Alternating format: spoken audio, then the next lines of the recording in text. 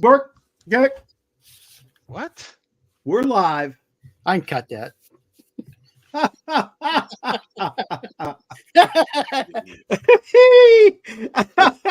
Oh man, that dude is something else. Incredible. Hey, look, I gotta ask what kept you engaged this week, OSPers. Was it the actual game? Maybe it was the officiating and their poor judgment from time to time, which wasn't bad to tell you the truth. Perhaps it was the $1 million commercials, $7 million for 30 seconds, or was it Usher and his halftime performance? In my house, we had some friends over. I pulled out the football drinking game, and away we went. Although it didn't go quite as well, I did have quite a bit of good wine. Noobs, I got some more cherry wine coming to you, baby. We got to keep it real tonight, though. We look at all I mentioned. We look at all we mentioned in significant plays that impacted the outcome of this game. Of course, we're going to discuss menus that you had for that game. And how could I forget? Our former professional football player is our guest, popping on to give us his take. Gentlemen, how are you today? Man, can't beat it, can't beat it. Yeah, Excelente. Yeah, going from left to right for me is Rasheen the Dream.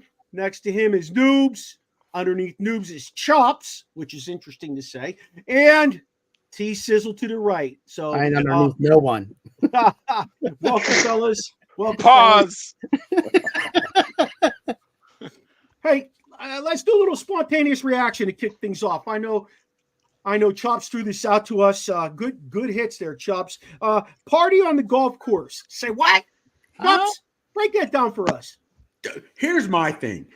We know the old saying, golf has always stood for gentlemen only, ladies forbidden. They believe they're just whatever, better than. I loved it. I loved it. I have a problem. It bothers me when a guy stands over a golf ball wearing cleats, the ball's not moving, and he needs complete silence. Meanwhile, you got a guy throwing a 100-mile heater, 30, 40,000 people screaming. So I'm glad they're having fun. I love it. I love it. No, I hit a golf ball, but I believe I hit a golf ball better than I hit a fastball from a major leaguer. But I loved it. I did. I loved it. Hey, What did I miss? did you? First of all, it was You rain. didn't see it. Hold on, Sheen. You didn't see it at Waste Management? Yeah, the Waste Management Golf Classic. I didn't It was see like it. a but I- frat It party. was muddy like Yes. crazy. Yeah. I didn't see it this year, but I have seen it. It Yes. was like me trying to walk out of a UMD tailgater. Let's just put it like that. Those guys were slip sliding away. Muddy. They were muddy, dirty. Noobs, what do you think about that little thing right there that Sis talked about? So I feel like golf is at a different level. I feel like if you're going to a major golf tournament, there needs to be some decorum. You're taking your kids there. You're taking the family. Like it's people that spend a lot of money. Walk around, give them their quiet time. If you want to do that, maybe we make a separate tour. At one point, Yeah. they had the beer snake going. I was like, "Whoa, this is But don't forget, this is next Noob, level."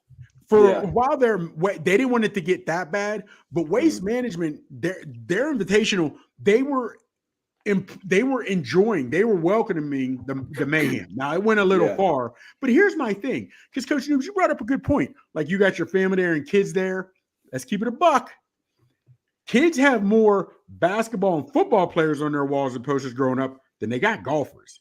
So if they can act this way at football game and baseball games, you know what I mean? I just have always thought that golfers think of themselves so highly. You're a man of flesh and blood, just like everybody else. What you choose to do, I mean, so I liked it. Now I wouldn't have done it only because that's just not the way I carry myself. Grown man jumping around in mud, and like you said, they probably got kids now. They got to go home. Yeah, that was my dad. I mean, but I liked it. But then again, I liked it because I wasn't there, and I'm not an avid golfer. I don't know. I'm a horrible golfer, so you could be throwing shit at me, and I'm still going to hit the ball as well as if it's completely quiet there. There's no doubt about it. My shit's taken off the tee and going about 4 miles to the right. That's all there is to it. I swing as hard as I can, hoping and praying that I'm going down the fairway. You know, that's the bottom line with me. Like Happy Gilmore. Yeah, shit. Imagine having that much fun. Noobs is, Oh, Noobs is man. definitely against that shit, though. He's like, nah. I know. Now that you mention that, I wish somebody would have been running around the field. This is for you, Chubbs. This is for you. Because he just died. And you mentioned Happy Gilmore. He just died. Oh, Man, Well, I know. There should have been a little bit decorum, but You got to look up the videos if you haven't seen it. I saw one guy. He was rolling down the hill, and he's Yes. mud, and people, ignorant, not helping the poor guy. They just had their phones out. He just needed a friend. It's like a fight at school. Alcohol sales on Saturday. They had to cut off alcohol sales on Saturday. Yeah. At some point, just as a grown adult, I'm not even saying, man, as an adult, you realize, I need to go sit down and whatever. But these guys were ridiculous. I mean, it was like a frat party. It really was. Yeah, and don't get me wrong, I'm all for having fun, but I just feel like certain, like you have to have decorum at certain events. Like that's a golf is a little different to me. Tennis, you go to a tennis tournament, like those are different sports. Like I don't know, I feel like there's a certain standard that's supposed to be kept. You don't scream out curse words and stuff like that. Like just be respectable. That's all I say. And you know why I think that is, Noobs? Because golf and tennis, years and years ago in their origin, started by elitists, started by the richer people, and they wanted to conduct themselves in a certain way. And The only probably way they couldn't play baseball or any other act that sport. way is if it happened in Philadelphia. Where did this take place? Arizona. Oh, well. Arizona. Now, they wouldn't do that at the Masters. They wouldn't do that No. at any of the other majors. You know what I mean? But Right. they showed up and showed It out. was the Waste waste management. management. What the hell do Show. you want? Waste management. It was a That's shit show. Top shit. That's top level. Let's get wasted and watch some golf. Hey, I'll tell you what, real quick. One time, my father-in-law gave my wife and I tickets he won to go to a golf tournament up in New York. It was called the Dick's Pro-Am, and with this tournament came all the food you could eat, all the booze you could drink. And my wife and I never saw we didn't see much of it all. It was just, we were just drinking for like 3 hours, double fisted.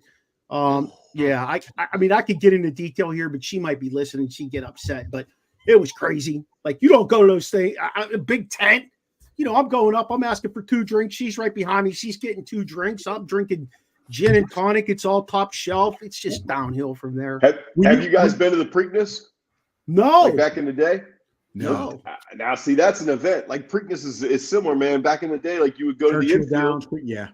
Dude, I was 16 years old and we carried in a cooler of beer and they were checking it. And I was like, oh my God, we're done. And the guy goes, good, no bottles, go ahead. I was like, Did you drink? You were underage, 5 years. Did you drink a new? Just carried it. Yeah. Hey, what's up, little Hutch? Oh. What up? What up? Hey, let's move on to this one. Chops, this was another good one you talked about. I saw this hit 2-3 times. I asked Noobs if he saw this hit. Morgan Riley took out, oh man, who was it? I'm drawing Ridley Greg. I'm not sure you pronounce his name. Ridley, yeah. He took him out after he scored a goal. He's halfway up the boards going to the bench to get the dap ups. He just came and plowed his ass. I remember when Dale Hunter did that back in the day. He got a handful, just a handful of games. This dude, man, I don't know what they're gonna. At the end of the day, that's it wasn't. He just scored a goal. It was an empty net. 5 seconds left, and he slap shot to say, "We just kicked your ass." Yes. Okay, you might have, and you probably did the whole game. You don't go. He just cross-checked him in the back of the neck, though. He shouldn't have done that. I don't care how you score on an empty net or slap shot. Just between the whatever, he scored. He showed that they're the better. Peter went neck down. He could have pummeled him neck down, but he went to the head. I think that's going to be. But it was after the goal, and not even like game was over. Yeah. He was over. He was over on the side, going to give his boys high five like they do, and he just crushed him. Then it's not like he was shooting, he hit him, and then he scored. It was like seconds after. Hey, look, at the end of the day in hockey, if you don't want someone to score, defend it. It's just like football. If you don't want me to score, defend it. Okay. Don't leave your net open with 5 seconds to go and think I'm not going to shoot the damn thing. It might be my hat trick goal. It might be, we might have a bitter rivalry. You know what? Step up your game if you don't want me to score that. And by the way, if you want to challenge me, because next time we're playing, somebody's taking you the fuck out. I honestly don't understand that. There's certain sports that say they have these unwritten rules. Right. You hit it, you take a picture, you take them yard, you can't show them up. Bro, I just sent your shit on a rocket. I do what I want. If you don't like it, sit me down. I've always thought that way. I have always thought that way about sports. Yeah. Yep. You know what I mean? But want to walk around the bases after homer? You want to moonwalk if you want to. I'm the angry one though, right? Yeah. What are you trying to say? I mean, I'm not gonna lie, I'm angry. Now, can you go to the Star and dance in Dallas? You don't do any of that. You don't steal a base when you're up 10-0. No. You don't walk around the Little League. Hold up. Man, come on. I practiced first day of camp just like you did first day of camp. This is my time to shine. That base may end, and look here, at the end of the year, that stolen base may help me get this to get a bonus. Stats help. Because if I don't have stats, they'll damn sure cut me. Look, they paid you to stop me. They paid me to steal bases and hit jacks. All right. And chicks dig the long I'm with you there. You don't have to convince me, Chops. I'm down with it all. Hey, while we're waiting for our guest to join us, says check your phone. Well, don't forget when you shared that doc, you took the link off. I didn't take the link off. You better put the link back on. Bro, listen. Hey, there's Irv. There's our guy. Hey, everybody. Sis, you want to introduce your guest since you got him? Go ahead. Before I let him on. Oh. Okay. Before you let him on, our special guest today is a local legend where he made his name known as a tailback for the Poolesville Indians, now the Falcons. He continued playing for the University of Maryland as a defensive back, then blessed to be part of the NFL, the World League of American Football, and the Canadian Football League. Today, he keeps us all safe as he serves as a lieutenant for the Montgomery County Fire and Rescue Department. Ladies and gentlemen, we'd like to welcome our special guest, Irv Smith. How you doing, Irv? Good evening, fellas. Good evening. Thanks for having me. I can't. Hey, I hear they got a big statue you up somewhere over in Europe for playing in the World League, baby. I need to go over there and check it out. Then I would love to. Hey, before we go any further into this, my name's Mark Maradei. I'm the barber because it's the Barbershop Crew. I'll let you guys introduce yourselves. Hey, it's kind of like Michael Jackson and the rest of the Jacksons, like that. Okay. Tell me how you are. Here's a better one. David Ruffin, These Are the Temptations. Okay. Nights like this, huh? Nights like this. Yes. Yeah. I'm Rasheen. Well, I'm Michael Mills. Good, Mike. Go. They call me my name's Michael Mills. They call me Big Chops. I'm like the bay leaf. You know the bay leaf in soup. He don't do much. Shows up late, but just makes everything better. That's sort of like me. All right. And I'm Terry. Terry T. Sizzle. Nice to meet you guys. All right, thank you. Hey, Irv, did you watch the Super Bowl? Oh, Noobs, you not going to Coach Noob. I coached at Northwest. Played at Gaithersburg back in the day. I think we met you maybe when Primerica days with Scott Hossman. I think I met you. Last time I saw you was at Quincy's doing football season back when you and your crew were in there. Oh, shit. Exactly. Good memories. Definitely. Uh-oh. Hey, that's awesome. You knew that one. Did you watch the Super Bowl? What'd you think? It's one of my top 5 best Super Bowls I've ever watched. Wow. It's in my top 5. Why is that? I just like the fact that the halftime adjustments that Kansas City seems to make in big games, the meaningful games, and teams make adjustments, but like I just said, you can make an adjustment, but it's the meaningful adjustment, and to see how composed that quarterback can be. I mean, it just amazes me for Kansas City. He just holds his composure. They don't panic. They stay composed, and they make adjustments. And like they said, Mahomes is like a computer. He's just taking in data. He's storing it. And in the second half, he exploits it if he has the opportunity. I mean, you didn't see him running that much, in the first half, but I'm sure he was, whenever he dropped back, and you could tell he was a little uncomfortable. His feet looked a little uneasy to me. I'm a defensive back, so it's just my way of looking at it, but he looked a little uneasy, looked a little rushed.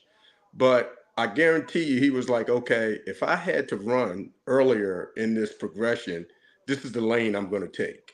San Fran looked like they were being very, very disciplined in their rush lane assignments. Both edge rushers stayed out where he couldn't bounce it, and the interior, the big guys up front stayed neutral. They stayed true to their form. So I guarantee you he was analyzing all that stuff, taking it in, and in the second half, he made some meaningful adjustments. Irv, who would you compare him to? You and I are the same age, all right? But you're about 58, right? Right. I'm 56. I'm 56. 56. 57 in March. So who would you compare him to during our lifetime? Because these dudes are all young bucks, by the way. I understand. In our era, I really don't think anybody was like him. I mean, you could look at Joe Theismann possibly. I mean, Joe would run it when he needed to, and Joe was a pretty good athlete. But in our era, it was all pocket quarterbacks. Yeah. It was all, Warren Moon. Warren Moon might have got outside every now and again, but he was a premier thrower. He was a premier passer. But in our generations, I'm just racking my brain with all the quarterbacks. No one in the NFC East, definitely that. And Fran Tarkenton. What do you think about Fran Tarkenton? Fran was a little bit before me, but I still vaguely remember him. You know what I mean? When he was with Minnesota. Yeah, I guess you could call maybe Steve Young. Steve would tuck it and run it every now and again. He was a great athlete. So the game has changed so much. I look at it as a defensive back. I don't think I would have made it at corner. I mean, the game has changed. I was a physical corner, and you can't lay your hands. I mean, my heroes were Steve Atwater, Lester Hayes, Ron Woodson. I mean, all these guys that laid the boom. So let me ask you a question, Mr. Smith. Does that take away from when they say like Tom Brady and these guys are the best quarterbacks ever because the receivers are just running free? Absolutely. Absolutely. The game has changed in favor. The NFL wants to see points on the board. We all can agree with that, I think. I mean, the way the rules are amended now, and each receiver has a specific referee looking at them individually for each play. And like I said, as a DB, I mean, I didn't get many PIs, but I was physical. I mean, I was physical when I got a chance to get my hands on you, especially on the line of scrimmage, bump and run. I mean, if it went past 5 yards, it went past 5 yards, and, my motto, and I guess that's why I might have a little bit CTE right now, but if I killed the head, the body would follow. There you go. So I led with my Rydell, even if they make Rydell. I don't even know if they make Rydell. I mean, I might be aging myself, but I'm just saying that was my motto. I mean, So let me ask you this, Mr. Smith. Do you appreciate the game as much as you used to? Seeing, I hate to say it this way, they've taken defense out of it. Well, I'm gonna stop you real quick. It's not Mr. Smith. It's Irvin, Smitty, whatever you guys want to call me. All right, we're gonna go. But yeah, I think I get pissed off. You know what I mean? I'm looking at the game from a different angle, and I'm like, are you kidding me? That's not PI. It's just. But again, this is what, and again, I'm old school. We all can agree probably that offense sells tickets, defense wins championships. There it is. So with the NFL, I mean, look at the TV ratings that this game got this past weekend. So you take out Taylor Swift, I think it still would have had a great following. People wanted to see two good teams, and we can talk all we want about Houston, the up and coming teams, but we are, I think, a society of comfort.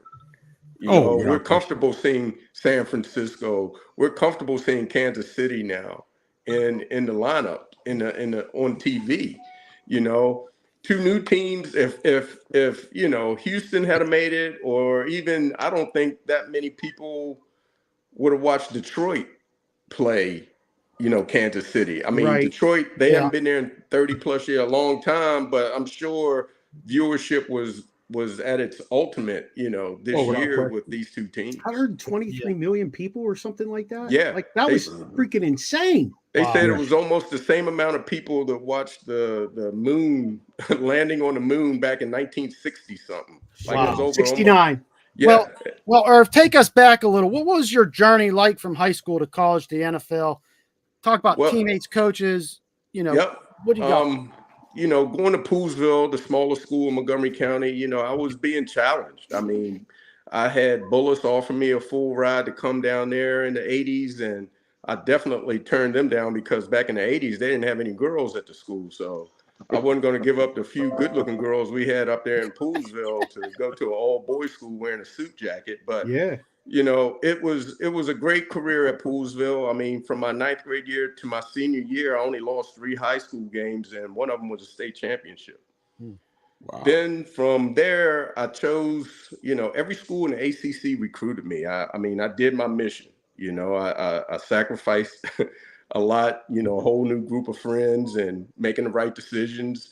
Academically, I flunked off the basketball team my freshman year. My mom took my TV, unplugged my phone out of my room because we didn't have cell phones. And for 9.5 weeks, I didn't have any contact with society. So, that's how we were raised back then. So It wasn't no ifs, ands, buts about it. I came home every day on the school bus, but it all paid off where, I turned down Alabama. I turned down UCLA. Now, Alabama wasn't the Alabama of today, but they had a local running back named Craig Turner out of Damascus that, a little history note, he was the last running back to score a touchdown in Bear Bryant's career. He was a fullback. I didn't know that. Wow. Yeah, he was a fullback at Alabama. He played tailback at Damascus High School. But Ambush, right? Yeah, it's his cousin. Yeah. Ambush connection there. Yes. Yeah. Yes. Yep. And I chose Maryland. And another trivia question, which you guys probably already know, Maryland was preseason ranked number 1 in the nation back in 1985. Wow. They were the preseason number 1 team in the nation. They had won 3 straight ACC championships, 3 straight bowl appearances with, I think, 3 wins. So, they were up and coming. They were not up and they were there. You know what I mean? As far as when the ACC, their biggest rivals were Carolina, which was tailback U at the time. And that's where I really wanted to go. But I had a bad experience at their summer camp and decided to take them off my top 5 list. So it came down between Maryland, Penn State, and Virginia Tech. They were my last 3 standing, and I ended up going to Maryland at the time. What was your experience like there, though? Hindsight being 2020, if I had known Maryland was not going to allow me to play running back, I probably would have went to Penn State. And my experience was great. I love my teammates. I love Coach Ross. He was part of the reason why I went to Maryland. Coach Ross came to my house, and he had my mom in the palm of his hand from the second he walked in my house. And when we shut the door after he left, my mom looked at me and was like, yeah, you're going to Maryland. And I'm like, Mom, this is my decision. You know what I mean? But, he said all the things a mom wants to hear. And I think to put the nail in my coffin was, he was like, Mrs. Smith, we have already practiced landing a helicopter in Byrd Stadium to, if Irv was to sustain a neck injury, we could have him at Johns Hopkins Hospital in about 15 minutes, ma'am. And, just saying everything a mom wants to hear about her son leaving home. And I'm like, Mom, that don't make no sense, man. But hindsight being 2020, I wish, if I were going to went to a university and got moved to defensive back, because I didn't play a snap of defense at Poolesville, not one snap. Wow. But Maryland at that time had 3 DBs flunk off the team that summer, my freshman summer. So, Bobby Ross calls me in the office and, they pump you up to, I guess, bring you down a little. He was like, Irv, I got a couple questions. He said, didn't you win the state championship in 100 and 200 this year? I said, yes, sir. He said, didn't you play on the basketball team that went to the playoffs and blah, blah, blah? I'm like, yes, sir. He goes, well, hell, son, I think you're probably the best athlete we got coming in this freshman class, just pumping me up. And then he goes, well, we had 3 DBs flunk off the team, and I think you could make that adjustment to defensive back. And wow. I looked at him with a straight face and, being 18 and half cocky, I was like, well, Coach, how in the hell am I supposed to win the Heisman at defensive back? and he chuckled a little bit. And I said, Coach, I just went to the Big 33 game and on a losing team won MVP, co-MVP. I said, so, we lost that game. It was Maryland's first year playing in the Big 33, and we ended up losing 15-13. But that was a great experience also. But so I made the transition, you know what I mean? But making that transition, Maryland was the only school in the entire country that did not backpedal. We did not backpedal as DBs. We shuffled. So to make it to the next level, we weren't doing any of the skills or techniques that was needed to make it to the next level. Yeah. I'm trying to figure that out, Irv. So you like sideways shuffling? Yes, more or less.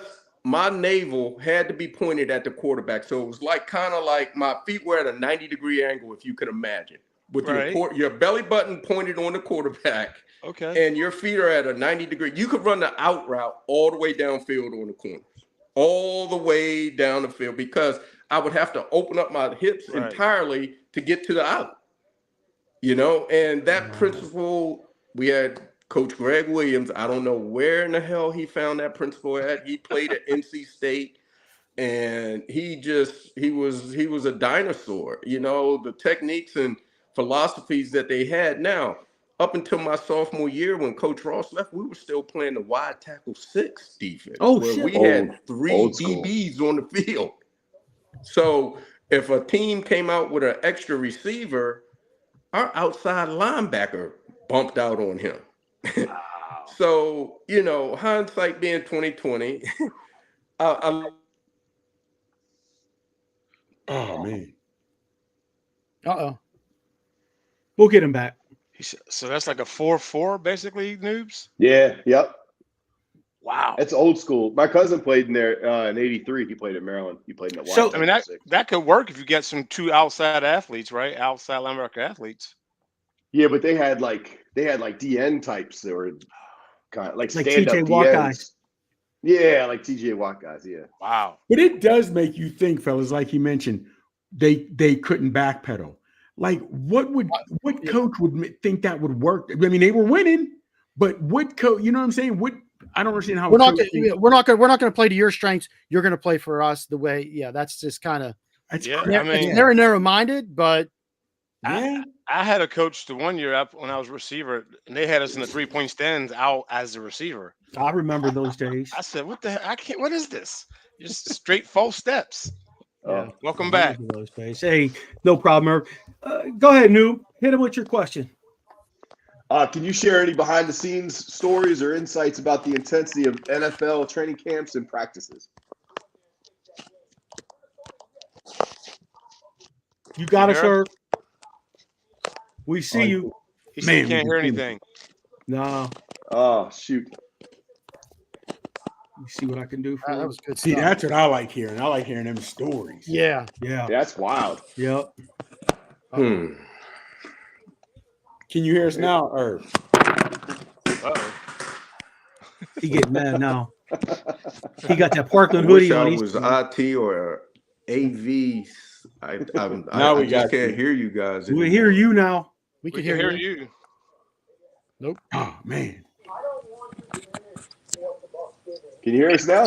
Now I got you. Oh, good. All right, I am so sorry. I don't know what happened, but I lost everything for a second. But no problem. Awesome. That was great insight on the wide tackle 6. Love hearing that stuff. Yeah, I mean, NC State broke us out of that. And part of the reason when Coach Ross left and they hired Joe Krivak, which I will go on the record and say was the biggest mistake in Maryland football history. We should have went outside and brought in a whole new group of coaches, but that's another day for another story. But I think NC State probably ran my tongue out of my mouth when they came out and they had a group of receivers that were like track stars. And yeah, it wasn't pretty. So when Bobby Ross left, they hired Joe Krivak and he agreed to take us to a conventional defense with 4 defensive backs. So yeah. And then from there, signed with the New York Jets.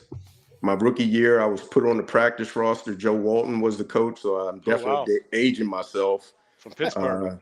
I remember the first time I covered Al Toon, and I didn't know how big of a man he was until I got Wisconsin, I up believe. there. I mean, that year Blair Thomas was their first round draft choice. Penn State, yeah. Yes. Wow. But they also had a supplemental first round pick, and you remember a receiver, I want to say his last name was Moore, maybe? Rob Moore? Yeah, Rob Moore. I remember Rob Moore. Syracuse. Yep. And they were the two number one draft choices. And I remember, looking at Blair Thomas, and I wasn't impressed at all. He didn't last long at all. But he went to Penn State. Yep. He's a Penn State running back. Yep. He never would have played if you would have been there. Yeah. Hey, I wasn't going to say that, but that's what I was thinking when I was looking at it. I mean, look, Irv, he might have been that DB at Maryland. Yeah. Hey, but quick question for you, Irv. Talking about the NFL, do you have any behind-the-scenes stories or insights about training camp in the NFL or the intensity of training camp? Oh man, I mean.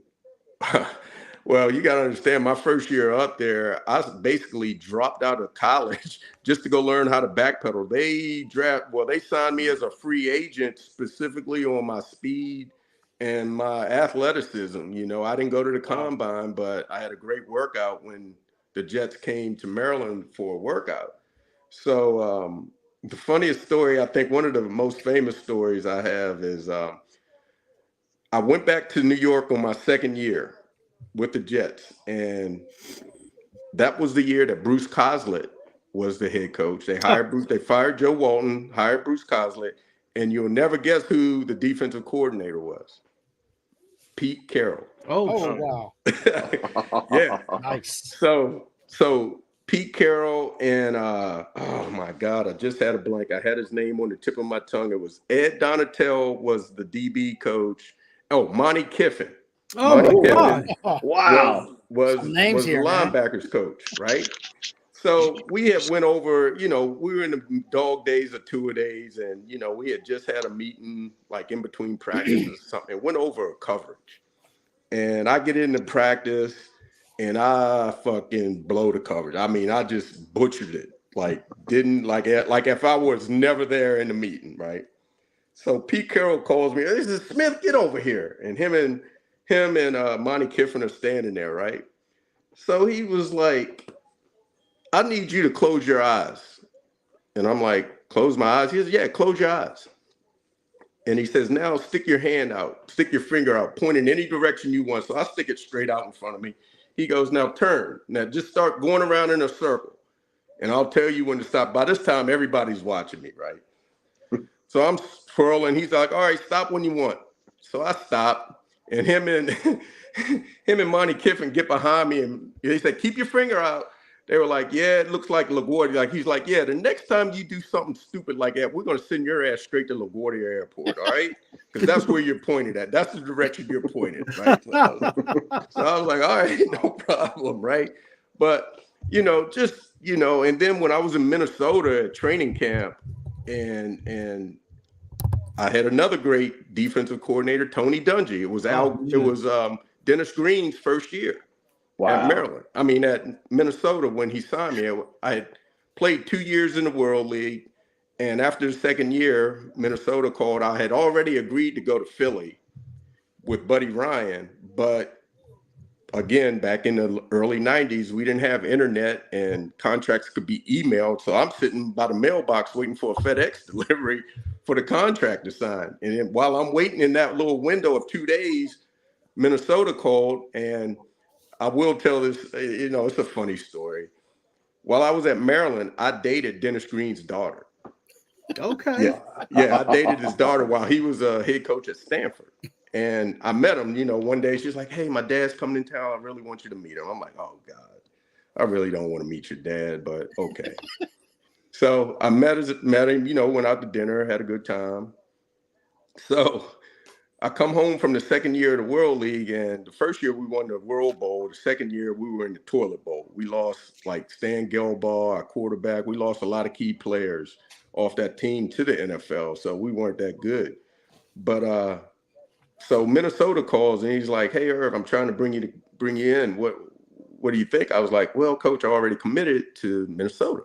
He goes, not Minnesota. I said, "Philly." He goes, "Philly?" He goes, I tell you what, how much they're offering you up front? I'll double it. I'll double your signing bonus. And like a good, honest kid from Poolesville, Maryland. Yeah. I'm like, 7,500, coach. He's all right, I'll give you 15 grand. I'm like, shit, damn, it was that easy. Right. so, you know, and I hope this is a R-rated podcast, but you're good. After I hung up the phone with him, I called up all my buddies from Maryland, and you know, I'm like, yeah, man, I'm going out to Minnesota. Dennis Green's out there, and I'm like, didn't I tell you you know what would pay off someday? I thought when you give good loving, it pays off in the long run. So you know, his ass, he still cut me at the end of the day, but it was a great experience out there with Ed Reed, Chris Carter, all those big time guys out there, man. It was a great experience competing against them every day in practice. I never realized how big Jake Reed was, or Chris Carter. I mean, those guys, and Chris Carter's hands, I've never seen a man's hands that big in my life. Wow. The ball Who was the quarterback like then? K2 in his hand. I mean, it was, Who was the quarterback a great experience. Salisbury? I want to say Gannon. Rich Gannon. I want to say because Jack Del Rio was still on the team. I'm trying to think who the quarterback was. It Gannon? That's pretty cool. I can't remember exactly who the quarterback, because I thought Jack Del Rio was one of the baddest guys I had ever with. Like, you know, playing in a Tony Dungy defense, you know, he just wanted you to fly around. That coach, I have never played so hard in a training camp than for Tony Dungy, and he never raised his voice. Never raised his voice one time to get us motivated. You know what I mean? So you just went out there, you knew your expectations, and you just went and laid it on the line. And I mean, that year, Minnesota didn't lose a preseason game. They went undefeated in preseason. As a matter of fact, didn't have a touchdown scored on us until the last preseason game, I believe. Wow. Jeez. So from Minnesota, the phone rang from the Canadian Football League. And I had bounced into Canada twice with the Hamilton Tiger Cats and the Saskatchewan Rough Riders, both for like a week or two. I really didn't like it in Saskatchewan. It's like out in the middle of nowhere. And Hamilton, it was cool, but it was really nothing up there for me either. And they weren't really paying too much money when you're on the practice roster. So I was there for like a week stint in each city. But again, I never burned any bridges, always respectful. So the whole coaching staff from the Saskatchewan Rough Riders got hired to be the staff for the Baltimore Stallions of the CFL. When the CFL expanded into the U.S., they put a franchise in Baltimore. So the defensive backs coach, Coach Price, Bob Price, he remembered me and he called me up. He's like, "Aren't you in Maryland? You want to come try out for the team? We're in your hometown now. You can't be a little punk and want to go home now because you're a little homesick and whatnot." You know, he was real cool, right? And I was like, "Yeah, I'll come up." And the rest was history. I mean, for whatever reason, they thought I was slow, and they put me at free safety so for the first like week and a half of two-a-days, I was the starting free safety. And in the CFL, and I'm sure you guys are educated enough, you know, that field is wide. Yeah. You know, it's wide and long. And I mean, and we played nothing but man-to-man coverage for the Baltimore Stallions. We were 98% in your face, bump and run man. They did a stat. And I was in the middle field doing nothing. I'm like, so finally I got up enough courage and I was like, "Coach, I appreciate the opportunity, but can I move out there on the corner?" And the coach looks at me, he's like, "What in the hell are you talking about, slap dick? You probably run a 4 forever 40. We're just trying to put you out there because you like to hit. You're physical." I'm like, "Coach, who told you I'm slow?" And he goes, "I'm just saying." So he goes, "All right, today in 101s, you can move up. You can pick either side you want to go to." I said, "All right." So I went straight to the left side corner, and the rest was history. You know, the rest was they never moved me back to free. So I got two questions. What was your 40 time? And I didn't know safety was the slow DB. And I played safety. Yeah, I guess they were trying to protect me. I don't know. But my fastest 40, which I ran on my pro day at Maryland, was 4.37. Ooh, yeah. That's picking them up, putting them down. It's moving. Yeah. Yeah. That So is I pretty wasn't slow. interesting. I mean, in my opinion, I wasn't slow. I mean, when I worked out for the Redskins, I ran 4.46, 4.46, 4.48, and a 4.51, on my 3.4. So yeah. Man. So That's going. yeah, Man. so that's how I got into Canadian. And after the second year, we won the Grey Cup, and Baltimore finally, the NFL really took notice. After the first year, we won. I mean, when we went to the Grey Cup, I mean, it was the perfect storm for the Canadian Football League in Baltimore because the first year of the team was the year baseball went on strike. Oh, So the Baltimore fan base had nothing to do all summer. And as you know, the CFL starts in July. So the owner, Jim Spiros of the Canadian football of the Baltimore team, he made the most expensive ticket $35. So we Oh, were putting 30 to 35,000 people consistently in the stadium, and they loved it. It was yep. something new. We punt on third down, the ball's always in the air, the field's wider and faster, So you play with 12 men, you got 6 people that can be in motion at the same time. So it was like a novelty that took hold, and we were good. We were good and went to the Grey Cup twice and won it the second time. And the NFL took note of that, and literally, we won the Grey Cup on a Sunday. Monday night, the NFL announced the Baltimore Stallions were coming to. I mean, the Baltimore Ravens were coming to town. Oh shit. Oh, Yeah, Wow. yeah, it was dagger. crazy. So the wow. Canadian Football League picked up our franchise. They dissolved all the rest of the U.S. franchises and took our franchise and moved us to Montreal because the Alouettes. They Alouettes. used to have a team up there, the Alouettes, but I think they went under. I don't know exactly what year they went under, but they went under. So they were like, there's a fan base already in Montreal. There's a stadium. Big O was already there. So they just plopped us there. And I ended up playing another 7 years up there. Oh, wow. Did you doing like that? Do you like being in Canada? I loved it. I highly recommend to you good gentlemen, if you guys want to go for a great vacation that's not too far. I don't know where you guys are located at, but from Baltimore, it's an hour and 15-minute flight to Montreal. And if you want a European flavor for not the European price, go to Montreal. In downtown Montreal, you'll think you're walking around in France because everybody's going to be speaking French, and it's just a great, safe place to go. I mean, Man. unless you're a snowboarder or a skier, I'd highly recommend going in the summertime. Let me ask you this, like, how do you, in your opinion, like, how do you think the NFL, well, let's go to the NFL, has evolved since your playing days? And on a piggyback of that, which I think you might have already answered, what changes do you find most significant? The way the game has evolved since my time, I'm going to be honest with you. I think that the athletes are bigger, faster, and way stronger now. I mean, you look at some of these receivers and you look at, I remember my first day at Maryland doing a pursuit drill, and that's where you got a guy running down the sideline and the defense just takes the proper angles. And I remember at Maryland watching some D linemen basically keeping up with me, and I was like, whoa. But now you look at these D linemen, that's who I'm most impressed with. These D linemen are just studs. They're athletes. I mean, they got better feet than me. I mean, or I ever had. And the way it's evolved, that the game had to change. The NFL had to make a rule because and I'm only speaking from the defensive side of the ball, if they hadn't have started some of these, penalties for DBs and linebackers, there wouldn't be any points on the board because the athletes are so much better now.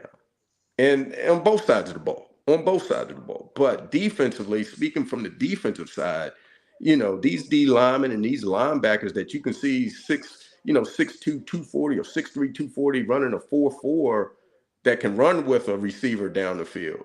So imagine if the rules hadn't changed, you get a linebacker and he gets his hands on somebody, it's a wrap.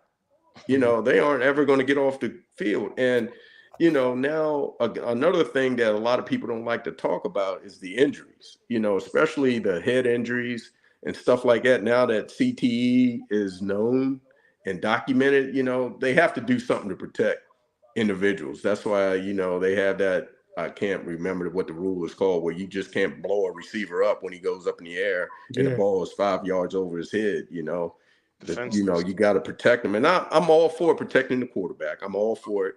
I know it sucks, but I know they put their jockstrap on like I do. But you know, they're pussies. They don't want to get hit. I mean, no, they don't. Except my boy from Buffalo. Now he'll tuck it on your ass.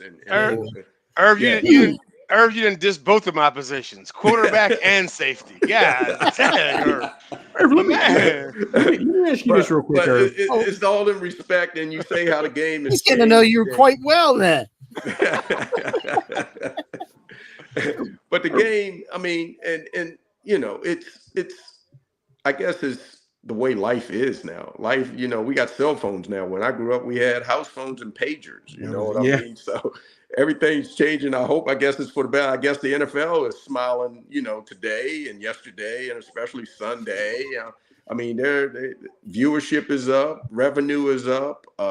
You know, everything is going good for them. I mean, they got rid of the black eye. They got some black coaches now, you know, in head coaching roles. So I'll admit, I am like the grumpy old man of the group, because on that aspect, you're right. Viewership is up, but to me, a lot of guys like me, the fans, right? They're not catering to us. They're catering like do you see how cameras on Taylor Swift? We don't care. She can't run around. But let me ask you this real quick.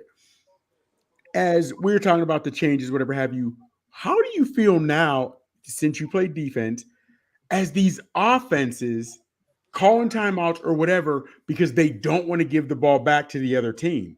Guys used to take pride in playing defense. Right. We will stop them from scoring. Now it's like, we don't want to give him the ball because he's going to score. We can't give that offense the ball. To me, that's a slap in the face to your defense. You're paying them the same way the other team is paying their offense. Absolutely. What do you think about that? Like, or when you watch it, you see him doing that? You know, unfortunately, you know, as a player, we don't make that choice. I think it's CYA, cover your ass. So these coaches have that mindset that, hey,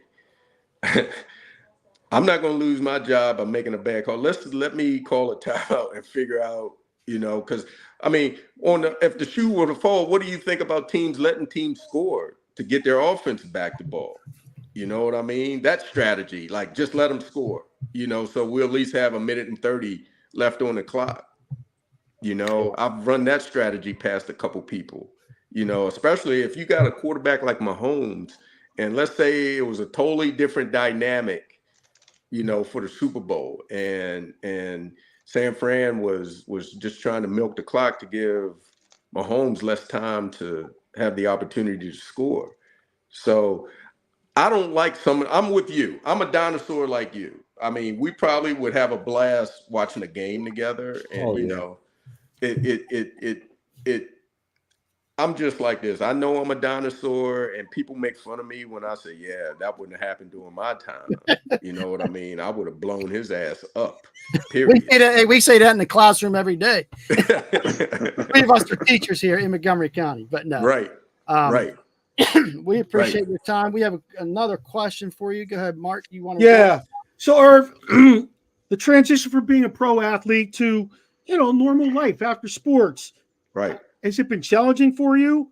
How'd you navigate through that? You know, that's a big change. That is a great question for Irvin C. Smith Jr. And I'm gonna tell you why. I graduated Maryland with a degree in criminal justice. I always wanted to be a federale. I wanted to be ATF, FBI, Secret Service. I always wanted to be a federale in law enforcement.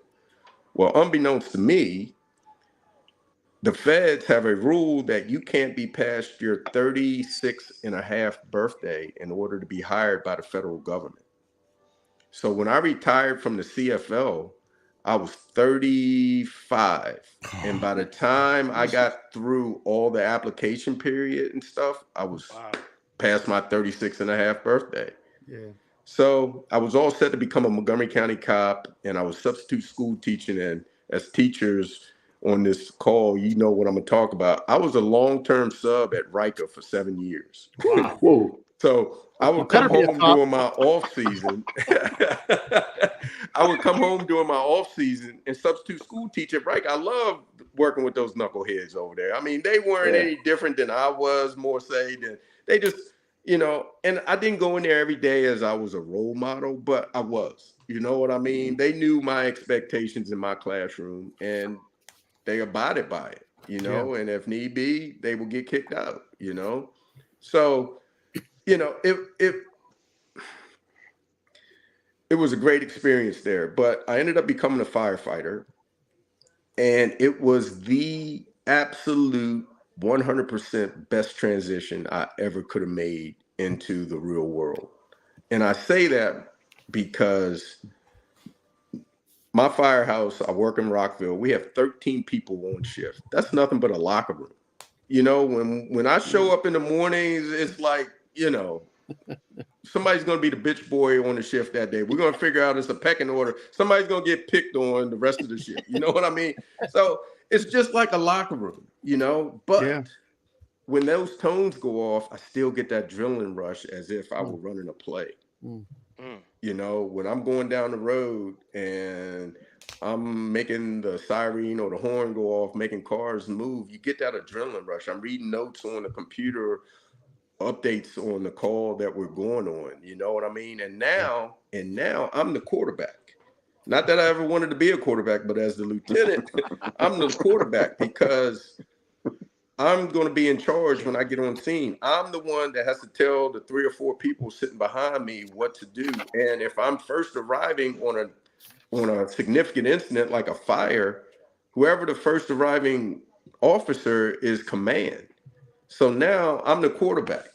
So I'm telling all the rest of the apparatus and firefighters what to do. And, you know, I could be going down the road and I'm reading on my computer, this, that, and the other, but I get on scene, I might have to call an audible because things have changed since the initial dispatch. So, you know, I cherish it. I love my transition into real world, real job, making a difference, especially in the communities that I grew up in. And it's like a fairy tale, honestly. I mean, I feel like I've had a blessed life, especially coming from Poolsville, living out my dreams. And, you know, just, you know, I got a couple rings in safe. You know, I should have, if it weren't for Doug Flutie, I probably have about 3 more rings in the safe. But I'm not, that's another story. That's another time for another story. But yeah, he cost me about 3 Grey Cups. But, you know, I can't complain one bit about that transition. It was, things happen for a reason. I'm not a cop. Thank God. I'm a firefighter. Hey, you did your time. You worked at Riker. That was enough. But it's really neat to see how the sports, we obviously love sports. That's why we're here. But it's the ultimate life lesson that you learn and how you've transferred that into life at the next level, but you still get that rush. And that is really cool. You guys have anything else to share or say? Yeah, I want to read you one quick quote I read yesterday from a former Pittsburgh Steeler. I'd love to see Mahomes going against the great Steeler defense of the 70s. He would have got busted in the mouth. No way he runs around like that in a Super Bowl and beats the Steelers. Ask Roger Staubach and Fran Tarkenton how that went. Both were better runners than Mahomes. Can you name that former Pittsburgh Steeler? Of the 70s. Yeah. Nasty as could be. Yeah. Bald head. What was his name? You thinking Ernie Holmes? You thinking Ernie Fats Holmes? No. Is it Blount? Did they have Blunt? Blount? He's thinking Mel Blunt. Oh, he's thinking Blunt. Nope, Jack Lambert. You know, I was going to say, but I thought for whatever reason, I thought Jack Lambert had passed on for some reason. But no, he's a park ranger.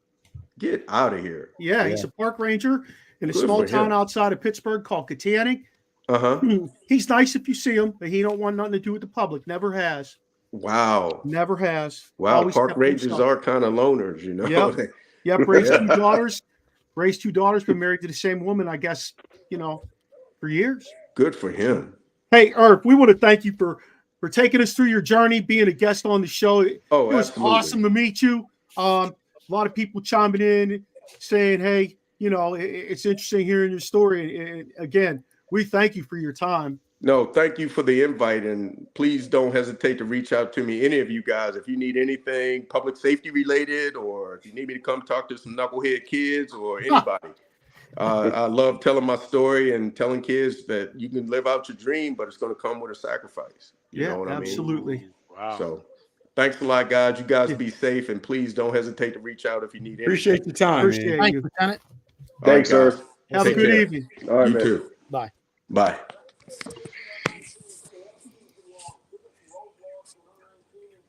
Hey, man, outstanding effort there from Irv. That was interesting stories. Yeah. I mean, he played in that 80s time period. That was, to me, it was really interesting in football.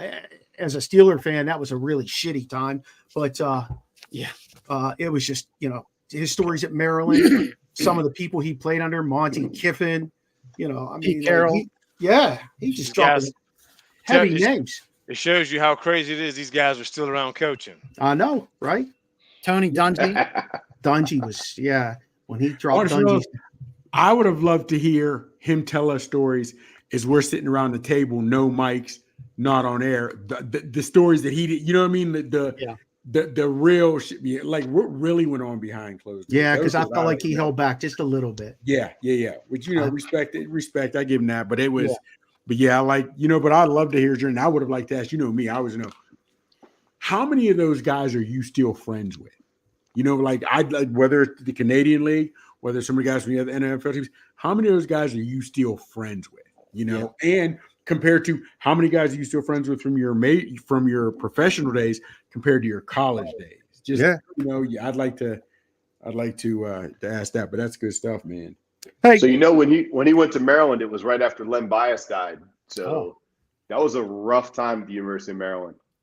Ooh, like not long after Len Bias died, he was there. So yeah, it was a different kind of atmosphere. They were cracking down on everything.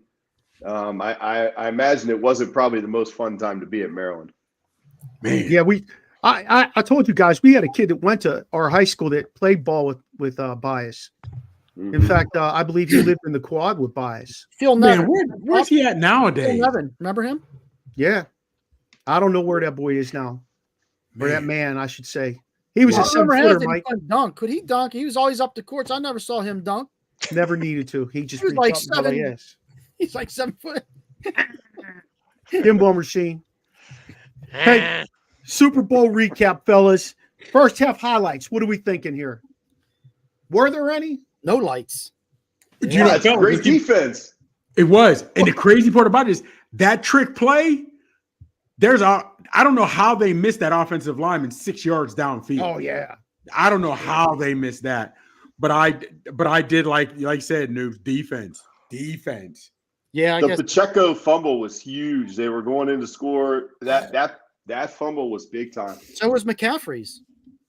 McCaffrey's was, but it was a 3-and-out right after, so there was no issue. I mean, I don't know. That was a. But they should. Yeah, I feel. I'm sorry. Yeah, I was just gonna say the momentum. Kansas City was going in to score. They would have scored on that drive. I'm pretty sure. Yeah, they were. I know. I was hitting the chat up, and I was actually telling Sizzle too.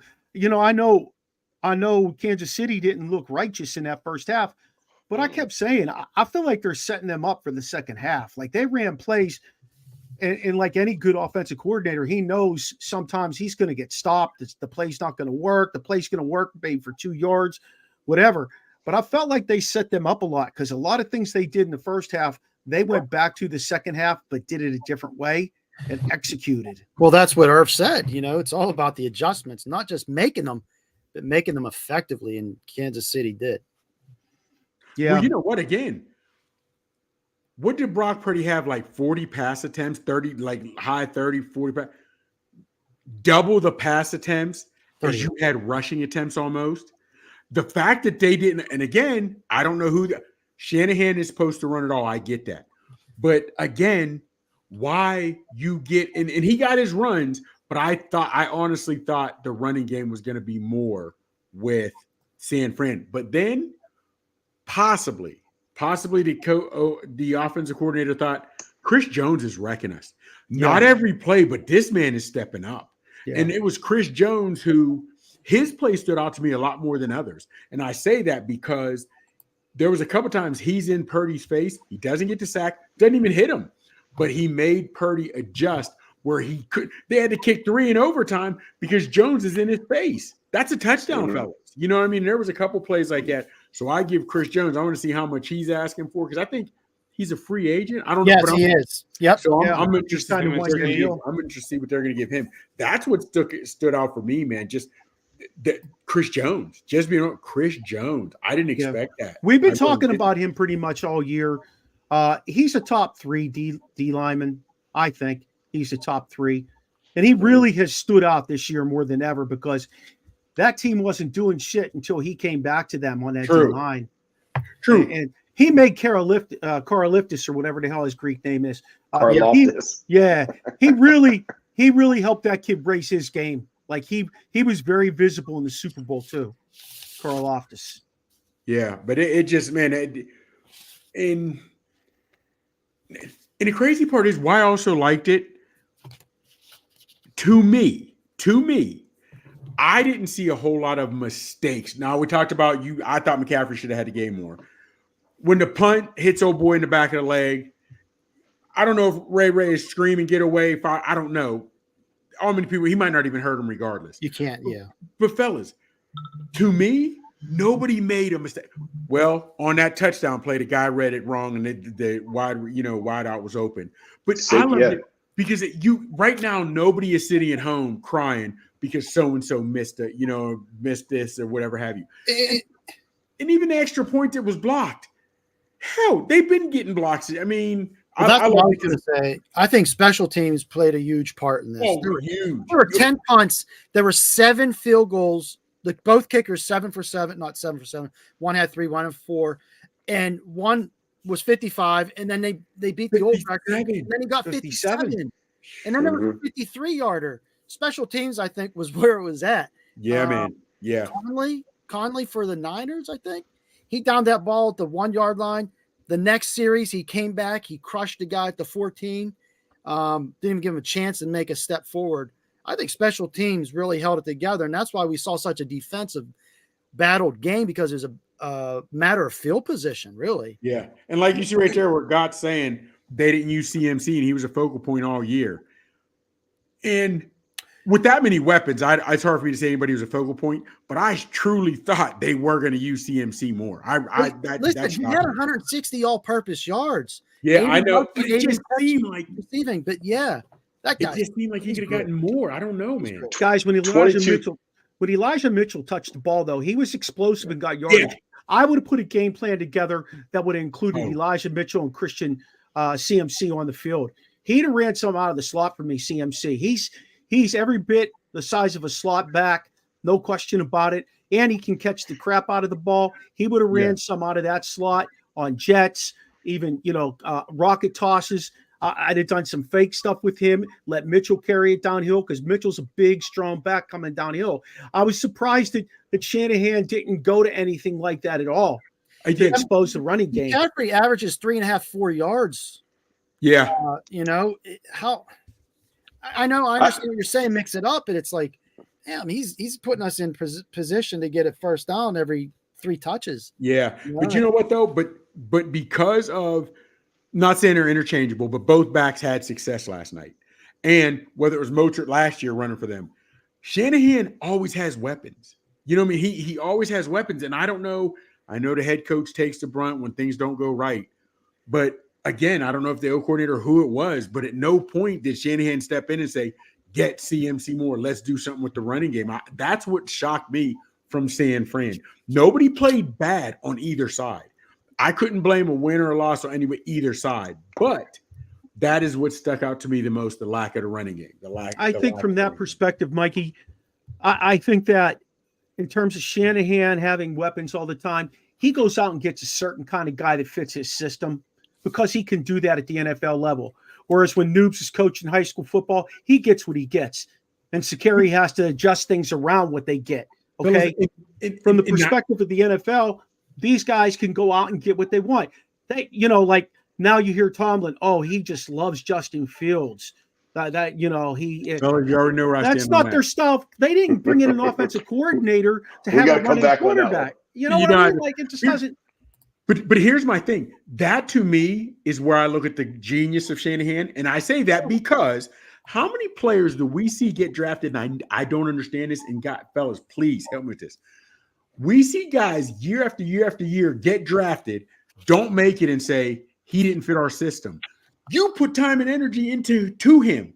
You already knew he didn't fit your system, yet you still drafted him. What makes Shanahan the genius, or is it just being around his father? I don't know. To where, fellas, I understand he's losing the Super Bowl. I get that.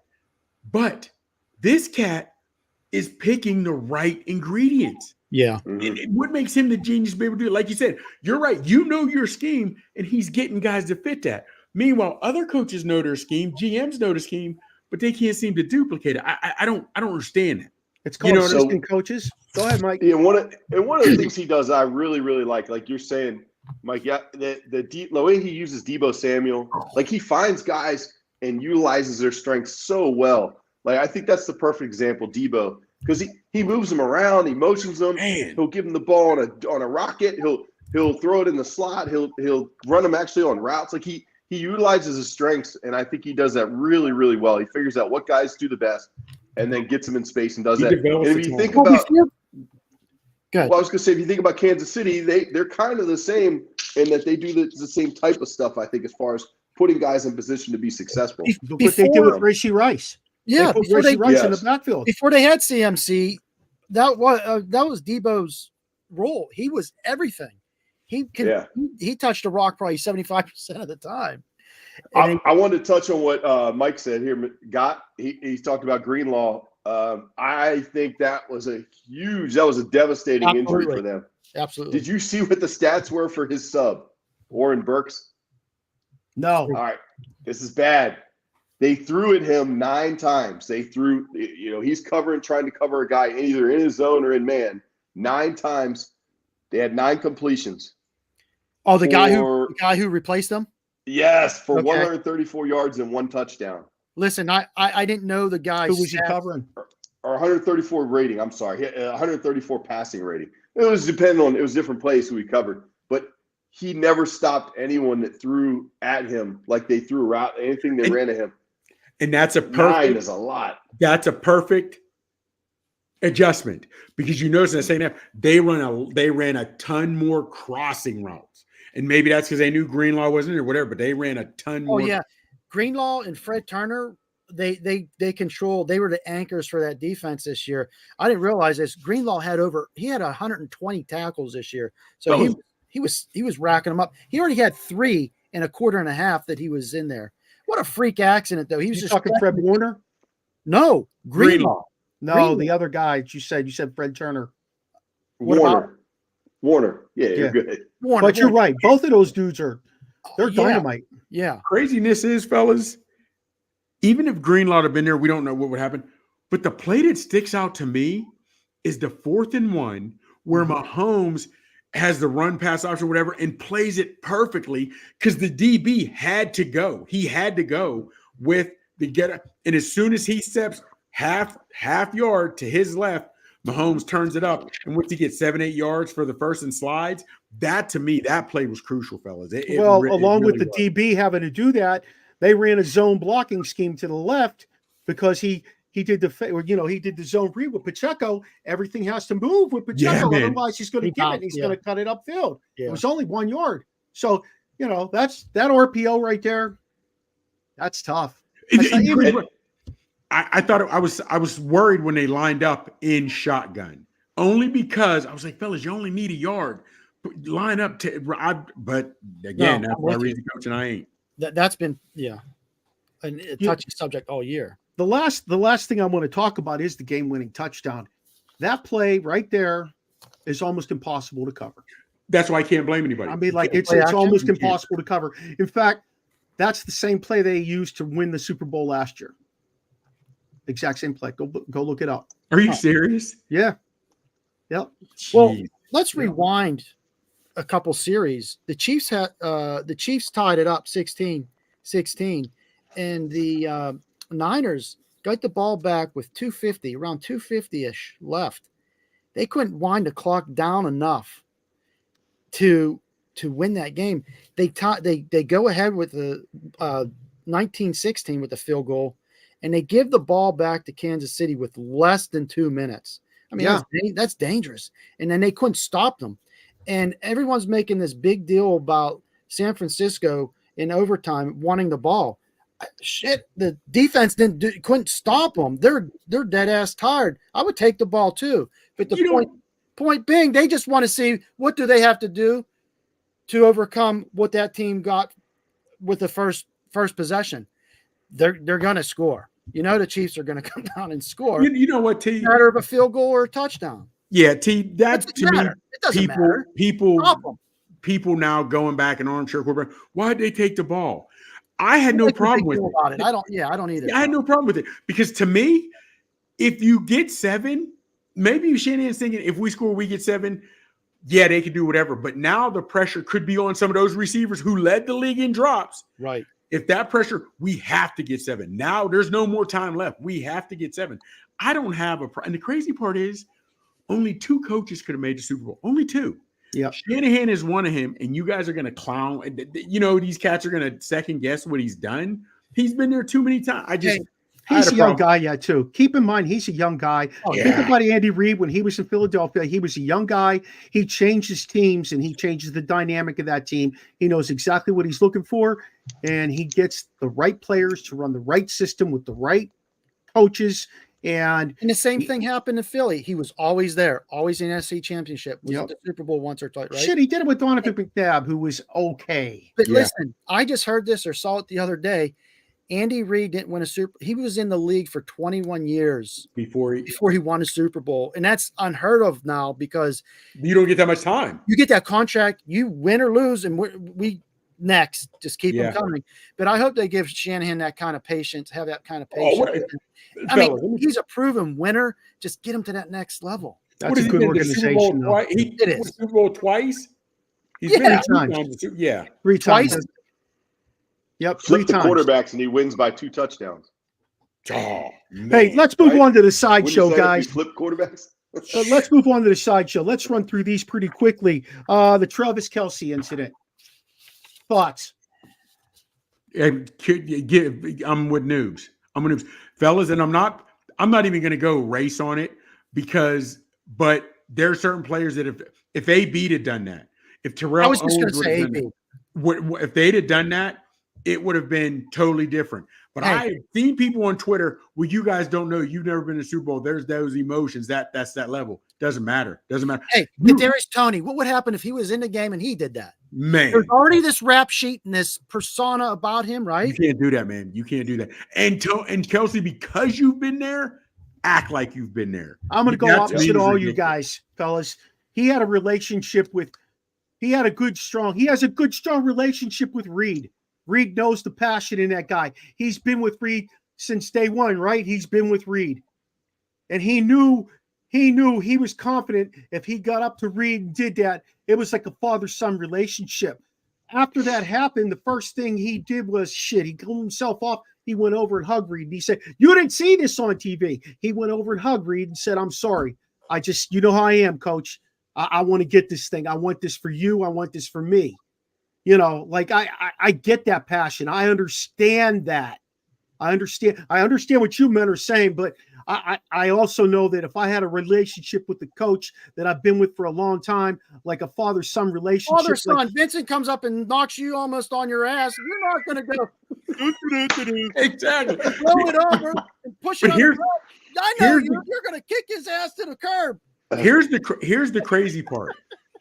Now, and at this day and age is ridiculous. Of course, we know this day and age is ridiculous. Did you see now they're coming out with stories? People are fearing for Taylor Swift's. Yeah. Because now this is how. Are you kidding me? Those are totally different. Those are totally different. Yeah. To me. I don't have time for that. To me. Hey, San Francisco players, they claimed that they had no idea of the overtime rules. Do you really believe that? No. I don't believe that shit. Oh, fellas, To me, even if we do, it's irrelevant. And here's why. You're on the field to win. That's bottom line, to win. So when the offense is on there, you try to get 7. So you got 3. If those guys thought the game was over, not one 49er ran on the field like we won. You know what I mean? We've seen guys celebrating baseball on a second out thinking it's third. We've seen guys walk to the first base on third ball not thinking it's a fourth. But nobody ran the field thinking that they had won. Nobody. And just being, you know what I mean? To me, that is a cop-out. And we all complained years ago. I know I did. Complained when they changed it and made it almost a participation league when they said now everybody has to get a chance in overtime. So I find it hard to believe they didn't know. I find it hard to believe. Ignorance is not bliss. And if you don't know, you got to ask. It comes up every overtime situation, regular season, playoffs, Super Bowl. Just ask. They don't have to ask anybody. The referee tells them what the hell's going on. If you were listening, when he had the coin right there, he told him, this is what's going on. This is what happens. Don't tell me you don't know what's going on. It's like the classroom. And if your team didn't know, then that's the guy's fault who went out there for the coin flip then. At that point.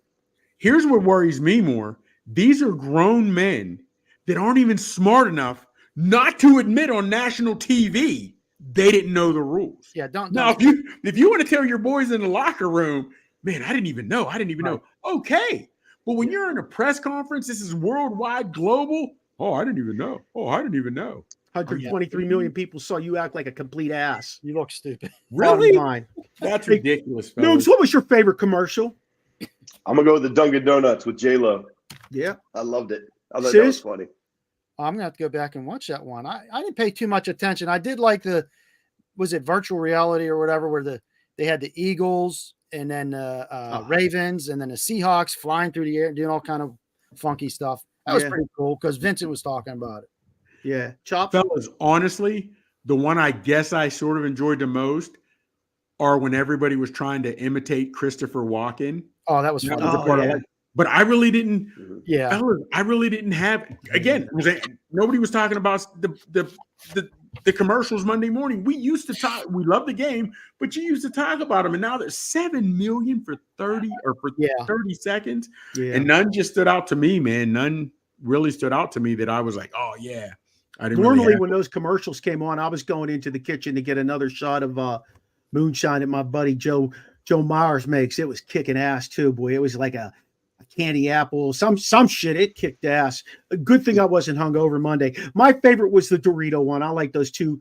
The grandmas? Yeah. Abuelitas, yeah. Hey, Usher. Messi, the one with Messi was pretty good too. Oh, that was real good. I like that one. Yeah. Hey, Usher, thoughts? Yeah.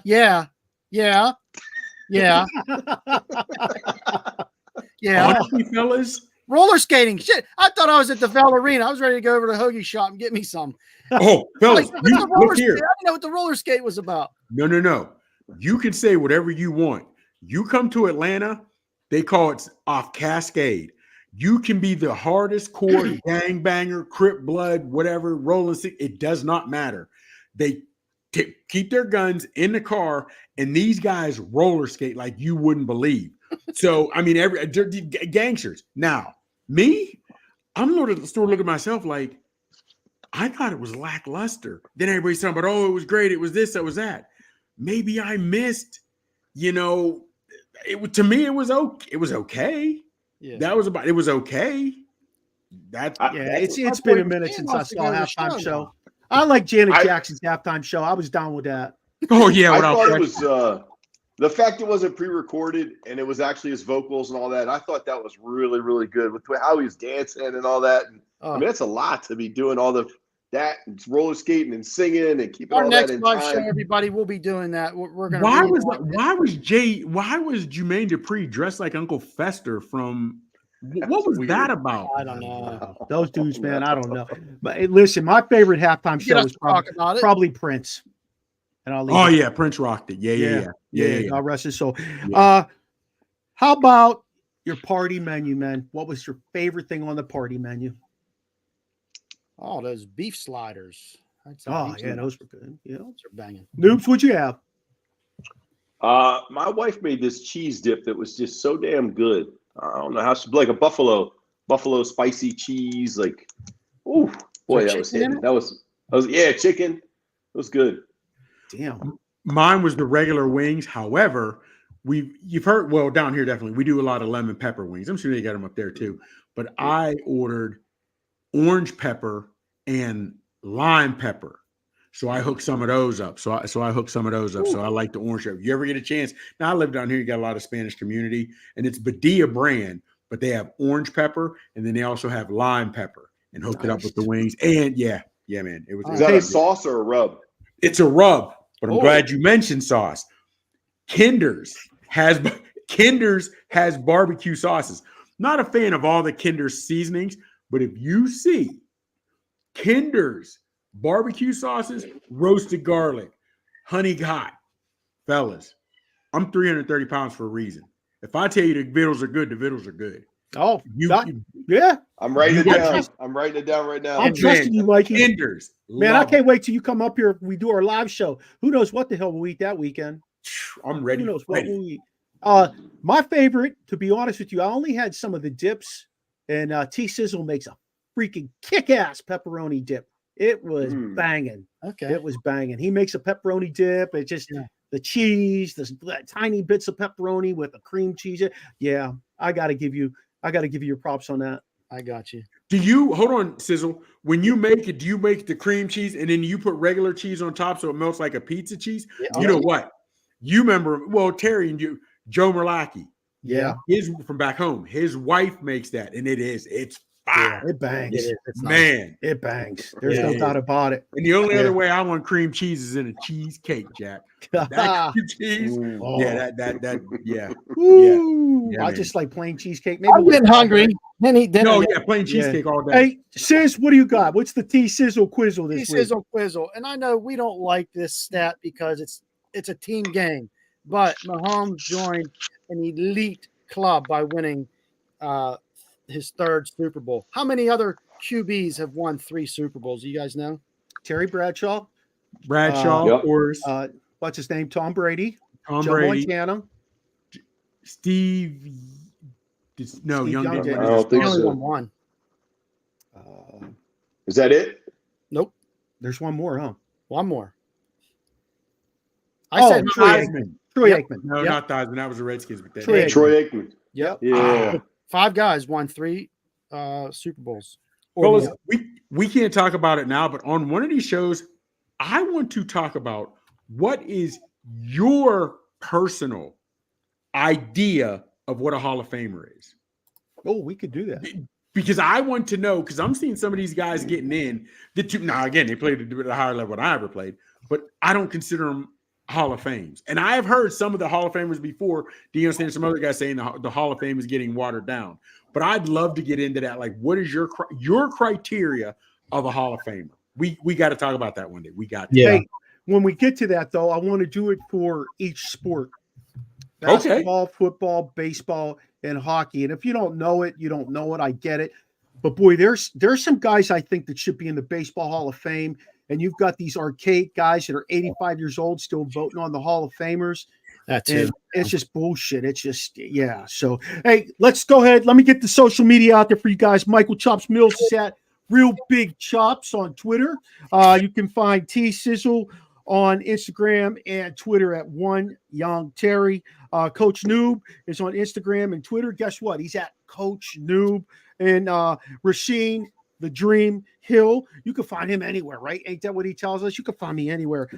He's at Rasheen Hill on Facebook and Mira May Tam Sheen on Instagram. So connect with us here on the Original Sports Podcast. Make sure you check out our website, podpage.com /Original Sports Podcast with Mark Maradei. I've just completely redone the page. Our bios are on there. Every episode, even our YouTube stuff. You can find us on Facebook. You can find us on Twitter. You can find us on Snapchat. All those are OSP with M&M. You can find us on Instagram, TikTok, and again, you can find us on YouTube. All of those are Original Sports Podcasts. If you got anything you want to tell us, feel free to reach out. Our email is originalsportspodcast@gmail.com. Shout out to Sean Ankoviak for doing our voice intro and outro for season 4. For Charlie Hodgson's season 4 music intro and outro. you better join us next week at 7:05 on Tuesday. We'll be rocking something new, you guys. Look for it everywhere. You'll be experiencing the O like we do every week. Have a good week, everybody.